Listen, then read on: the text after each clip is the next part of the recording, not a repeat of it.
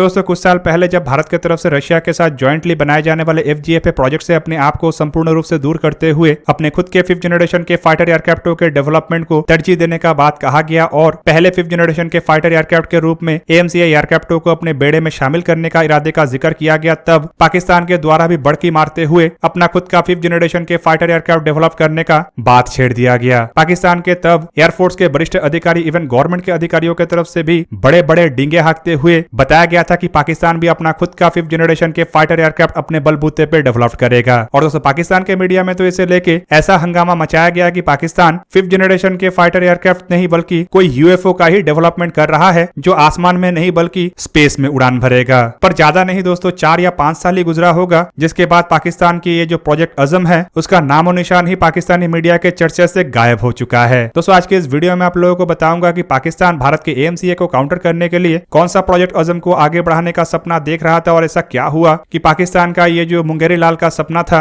ये शुरू होने से पहले ही खत्म हो गया। दोस्तों पाकिस्तान के प्रोजेक्ट अज़म के बारे में डिटेल में जानने के लिए वीडियो के आखिर तक बने रहिए और चैनल को सब्सक्राइब और वीडियो को लाइक जरूर कीजिए। दोस्तों साल 2018 में भारत की तरफ से इरादा बनाया गया कि भारत FGFA प्रोजेक्ट मतलब रशिया के साथ ज्वाइंटली बनाए जाने वाले 5th जनरेशन के फाइटर एयरक्राफ्टों के प्रोजेक्ट में और आगे नहीं बढ़ेगा बल्कि इसकी जगह भारत अपना खुद के 5th जनरेशन फाइटर एयरक्राफ्टों के डेवलपमेंट को अधिक तरजीह देते हुए अब तेज रफ्तार से AMCA एयरक्राफ्टों का डेवलपमेंट करेगा और पहला 5th जनरेशन के फाइटर एयरक्राफ्ट के बेड़े के रूप में इंडियन एयरफोर्स में AMCA एयरक्राफ्ट ही शामिल होगा। हालांकि दोस्तों इसके बाद भी कई सारे वरिष्ठ अधिकारियों की तरफ से बयान देते हुए बताया गया था कि भारत फिलहाल कोई 5th जनरेशन के फाइटर एयरक्राफ्टों को ना खरीदने के प्लान को आगे बढ़ा रहा है और ना ही किसी देश के साथ ज्वाइंटली ऐसे एयरक्राफ्टों को बनाना चाहता है बल्कि संपूर्ण रूप से अपने इंडिजीनियस एयरक्राफ्टों को ही भारत अधिक तरजीह दे रहा है। और दोस्तों ऐसे कैसे हो सकता है कि भारत की तरफ से कुछ किया जा रहा है और पाकिस्तान की तरफ से उसे काउंटर करने का सपना ना देखा जाए। Bharat nuclear power ballistic missile submarine बनाता है तो पाकिस्तान डीजल इलेक्ट्रिक सबमरीन के द्वारा उसे काउंटर करने का सपना देखता है। एयरक्राफ्ट कैरियर को पाकिस्तान काउंटर करने के लिए अपने बेड़े में फ्रिगेट शामिल करता है और वैसे ही AMCA एयरक्राफ्टों को काउंटर करने के लिए पाकिस्तान की तरफ से प्रोजेक्ट अज़म या फिर कहते AZM का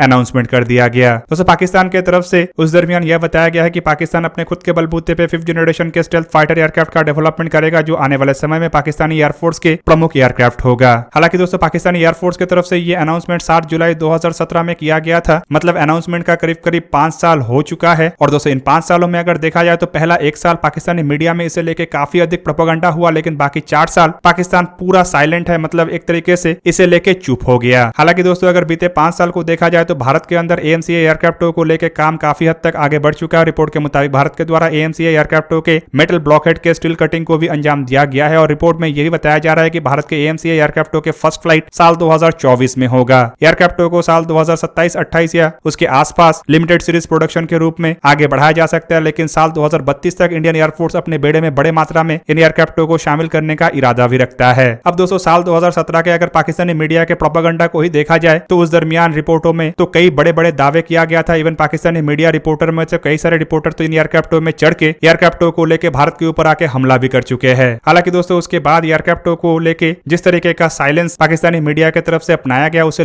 देख के ये लग रहा है कि ये जो एयरक्राफ्ट है ये 5th जनरेशन के नहीं बल्कि इससे भी 4-5 जनरेशन के आगे का होगा और इस वजह से शायद पाकिस्तान की तरफ से इतना जल्दी एयरक्राफ्टों का डेवलपमेंट नहीं किया जा रहा है क्योंकि इससे पूरा दुनिया खौफ में आ सकता है। हालांकि दोस्तों मेरा मानना तो यह है कि पाकिस्तान के ये जो एयरक्राफ्ट है ये हवा में उड़ने के लिए नहीं बनाया जा रहा है बल्कि ये स्पेस में उड़ेगा या फिर मंगल ग्रह के ऊपर उड़ेगा और इसलिए पहले पाकिस्तान की तरफ से मंगल ग्रह तक जाने का तैयारी किया जाएगा और उसके बाद ही एयरक्राफ्टों का डेवलपमेंट किया जाएगा, क्योंकि अगर पहले एयरक्राफ्टों का डेवलपमेंट हो जाता है तो शायद एयरक्राफ्टों को टेस्ट करना संभव ना हो क्योंकि अर्थ के एटमॉस्फेयर इतने आधुनिक एयरक्राफ्टों को झेल नहीं सकेगा। दूसरी तरफ दोस्तों ऐसा भी हो सकता है कि एयरक्राफ्टों के टेक्नोलॉजी इतना आधुनिक है और इतना नेक्स्ट जनरेशन का है कि पाकिस्तान फिलहाल एयरक्राफ्टों को 40 से 50 साल तक डेवलप इसीलिए भी नहीं करना चाहता है क्योंकि अगर ये डेवलप्ड हो गया तो अन्य देश इसे कॉपी करके अपने एयरफोर्स को और मजबूत बना लेगा। पर दोस्तों जो भी हो पाकिस्तान फिलहाल एयरक्राफ्टों के डेवलपमेंट इसीलिए नहीं कर रहा है क्योंकि इससे दुनिया संपूर्ण रूप से खौफ में आ सकता है और रीजन के बैलेंस ऑफ पावर बिगड़ सकता है। दोस्तों 7 जुलाई साल 2017 में जब पाकिस्तानी एयरफोर्स की तरफ से बढ़की मारते हुए दावा किया गया कि पाकिस्तान 5th जनरेशन के फाइटर एयरक्राफ्टों को बनाएगा, तब यह भी दावा किया गया था कि प्रोजेक्ट अज़म के अंतर्गत पाकिस्तान के द्वारा मीडियम ऑल्टीट्यूड लॉन्ग एंड्योरेंस के स्टेल्थ अनमैन एरियल व्हीकल और long range surface to air मिसाइलों का भी डेवलपमेंट किया जाएगा। और प्रोजेक्ट अज़म के अंतर्गत जो 5th जनरेशन के फाइटर एयरक्राफ्ट का डेवलपमेंट किया जाएगा उसे Pakistan aeronautics complex PFX aircraft का नाम दिया गया और कुछ जगह में तो इसे 5th जनरेशन फाइटर एयरक्राफ्ट मतलब FGFA नाम दिया गया। हालांकि दोस्तों अगर FGFA नाम को देखा जाए तो ये नाम भारत और रशिया के द्वारा ज्वाइंटली बनाए जाने वाले 5th जनरेशन के फाइटर एयरक्राफ्ट के प्रोजेक्ट का था। साल 2017 में पाकिस्तान की तरफ से यह भी घोषित किया गया कि ये जो एयरक्राफ्ट है इसे साल 2028 में ही फर्स्ट फ्लाइट कर लिया जाएगा। मतलब दोस्तों 11 साल के कम समय के अंदर पाकिस्तान एयरक्राफ्टों के design, development, testing, even first flight को भी अंजाम देना चाहता है। हालांकि दोस्तों मेरा मानना यह है कि पाकिस्तान के लिए 11 साल काफी लंबा समय है और पाकिस्तान चाहे तो 11 दिन में 5th जनरेशन के फाइटर एयरक्राफ्ट को बना सकता है, क्योंकि पाकिस्तान ऑलरेडी बेवकूफ बनाने में माहिर है और अपने जनता को बेवकूफ बनाने के लिए 11 दिन काफी होता है। पर दोस्तों पाकिस्तान के सपना और पाकिस्तान के रियलिटी को देखा जाए तो इसमें काफी अंतर है। पाकिस्तानी एयरफोर्स का दावा था कि उसके गवर्नमेंट एजेंसी और प्राइवेट एजेंसी की तरफ से एयरक्राफ्टों के डिजाइन, डेवलपमेंट के ऊपर काम किया जाएगा, लेकिन दोस्तों अगर इतिहास को देखा जाए तो पाकिस्तान के द्वारा अब तक एयरक्राफ्टों में पेंट करना और एयरक्राफ्टों के पंचर ठीक करने के अलावा कोई काम को अंजाम नहीं दिया गया है। पाकिस्तान की तरफ से दावा किया जाता है कि JF-17 एयरक्राफ्टों का डेवलपमेंट पाकिस्तान के द्वारा चाइना के साथ ज्वाइंटली किया गया है। तो वहीं पे दोस्तों अगर हकीकत को देखा जाए तो पाकिस्तान जब JF-17 एयरक्राफ्टों के प्रोजेक्ट में जुड़ा था उससे पहले ही चाइना के द्वारा FC-1 के नाम से एयरक्राफ्टों को डेवलप कर लिया गया था। JF-17 एयरक्राफ्टों में इस्तेमाल होने वाला ऐसा कोई भी महत्वपूर्ण पुर्जा नहीं है जिसका डेवलपमेंट पाकिस्तान की तरफ से किया गया होगा। एयरक्राफ्टों में इस्तेमाल होने वाले लैंडिंग गियर से शुरू करके इजेक्शन सीट, एयरक्राफ्टों के बॉडी में इस्तेमाल होने वाले मटेरियल से शुरू करके एयरक्राफ्टों के हथियार सभी आइदर चाइनीज है या फिर अन्य देशों से हासिल किया गया है। JF-17 एयरक्राफ्टों के अगर डिजाइन को देखा जाए तो ये रशियन डिजाइन है, जबकि एयरक्राफ्टों में इस्तेमाल होने वाले इंजन को देखा जाए तो ये भी रशियन इंजन है। एयरक्राफ्टों के हथियार, एवियोनिक्स और एयरक्राफ्टों के रडार सभी चाइनीज है, जबकि एयरक्राफ्टों के इजेक्शन सीट और एयरक्राफ्टों के कुछ अन्य कंपोनेंट यूरोपियन ओरिजिन का है। ऐसे में दोस्तों पाकिस्तान की तरफ से एयरक्राफ्टों के डेवलपमेंट में जो अचीवमेंट हासिल किया गया है वो केवल मात्र एयरक्राफ्टों के हवा भरना और एयरक्राफ्टों में पेंट करना है। फिलहाल JF-17 एयरक्राफ्टों को पाकिस्तान में मैन्युफैक्चरिंग किया जाता है और काफी हद तक एयरक्राफ्टों को मैन्युफैक्चर करने के लिए पाकिस्तान में कंपोनेंट भी बनाया चाइना से आता है। दूसरी तरफ दोस्तों अगर देखा जाए तो पाकिस्तान सपना तो देख लिया था, लेकिन सपने को साकार करने के लिए नॉलेज, एक्सपीरियंस और पैसे का आवश्यकता होता है। नॉलेज के नाम पे पाकिस्तान के पास तो फिलहाल शून्य है, एक्सपीरियंस के नाम पे पाकिस्तान के पास पेंट करने का क्षमता है और पैसे के नाम पे पाकिस्तान के पास कशकोल है। तो आप सबको पता ही होगा कि पाकिस्तान का प्रधानमंत्री कोई भी बन जाए, लेकिन पाकिस्तान के प्रधानमंत्री के एक बहुत बड़ा क्राइटेरिया होता है कि कौन कितना मांग सकता है। चाहे इमरान खान हो या फिर शहबाज शरीफ, दोनों ही मांगने में उस्ताद है। और आप सबको पता ही होगा कि एक तरीके से अब पाकिस्तान के द्वारा इंटरनेशनली भी एक्सेप्ट किया जा रहा है कि पाकिस्तान मांगने के अलावा और कुछ काम में माहिर नहीं है। तो फिलहाल अगर देखा जाए तो पाकिस्तान अपने पूरा इकोनॉमी को ही मांग के चला रहा है, चाहे IMF के सामने हाथ फैलाना हो, अमेरिका के सामने हाथ फैलाना हो, सऊदी अरब UAE के सामने हाथ फैलाना हो या फिर चाइना के कर्ज के लिए हाथ फैला के बैठा रहना हो। ऐसे में दोस्तों इस तरीके के इकोनॉमी वाला देश अगर ये सपना देखता है कि 5th जनरेशन के फाइटर एयरक्राफ्ट का डेवलपमेंट करेगा और वो भी अपने खुद के दम पे, खुद के बलबूते पे, खुद के पैसे पे, तो दोस्तों ये मुंगरी लाल के हसीन सपने के अलावा और कुछ भी नहीं है। हालांकि दोस्तों अगर देखा जाए तो पाकिस्तान में फिलहाल महंगाई चरम पे है और सभी चीज महंगे दर पे मिल रहा है, लेकिन पाकिस्तान में ये सपना देखना फ्री है और यहाँ पे मेरा कोई हक नहीं बनता है कि पाकिस्तान का इस फ्री सपने को भी छीन लिया जाए। पर दोस्तों यहाँ पे सबसे बड़ा हंसी का बात यह है कि जो देश अपने बलबूते पे अब तक सुई तक बनाने में सफलता हासिल नहीं कर पाया और अपने देश में खाद्य वस्तु से लेके पहनने के कपड़े तक को इंपोर्ट किया जाता है, उस देश का मीडिया अगर ये दावा करता है कि पाकिस्तान भारत को काउंटर करेगा और भारत को काउंटर अपने बलबूते पर करेगा, तो ये हंसी के बात के अलावा और कुछ भी नहीं है। हालांकि दोस्तों अगर पाकिस्तानी मीडिया के हरकतों को देखा जाए तो इसमें कोई हैरानी करने वाला बात नहीं है, क्योंकि पाकिस्तानी मीडिया बीते 70 साल में अपने आप को इसी काम में ही माहिर बनाया है, चाहे वो 71 के लड़ाई में सरेंडर करने के बाद वाले दिन भी झूठ फैलाना हो या फिर भारत के साथ लड़े गए चारों लड़ाई में हार के बाद उसे जीत बोल के दावा करना हो। फिलहाल दोस्तों अगर देखा जाए तो पाकिस्तान की तरफ से साल 2017 में कुछ और नहीं बल्कि बड़की मारते हुए केवल मात्र अपने जनता को बेवकूफ बनाने के लिए प्रोजेक्ट अजम का जिक्र किया गया था। और मेरा मानना यह है कि यह प्रोजेक्ट अजम मीडिया के रिपोर्टों में ही सफल होगा और मीडिया के रिपोर्टों में ही इसे पाकिस्तान के द्वारा आगे बढ़ाया जाएगा। इवन खाली आगे नहीं बढ़ाया जाएगा बल्कि पाकिस्तानी मीडिया की तरफ से इसे एक्सपोर्ट भी किया जाएगा और एक्सपोर्ट करके रेवेन्यू भी जनरेट किया जाएगा। तो दोस्तों यह था आज का वीडियो। अगर आपको वीडियो अच्छा लगा तो लाइक कीजिए और मेरे चैनल को सब्सक्राइब कीजिए और साथ में बना हुआ बेल आइकन को भी प्रेस कर दीजिए ताकि आप मेरा वीडियो देख पाए सबसे पहले।